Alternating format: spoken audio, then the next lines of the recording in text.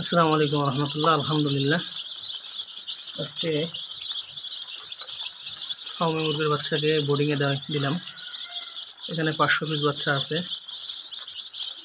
বোর্ডিংয়ে সর্বপ্রথম আমরা যে ওষুধটা ব্যবহার করি সেটা আপনাদেরকে দেখাবো। এই যে দেখেন, বাচ্চা বোর্ডিংয়ে দেওয়ার পরে এই লাইসোভিট নামক এই ওষুধটা,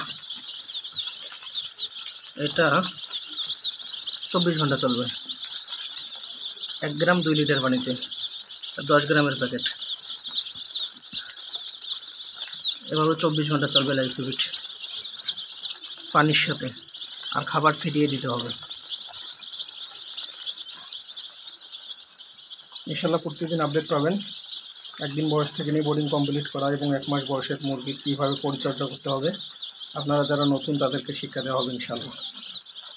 ভিডিওটি ভালো লাগলে চ্যানেলটি সাবস্ক্রাইব করে দেবেন আশা করি। এটা হচ্ছে অরিজিনাল মিশরীয় ফার্মি মুরগি। এগুলো আমরা ডিমের জন্য রেডি করি, বয়স অনুযায়ী ভ্যাকসিন করি।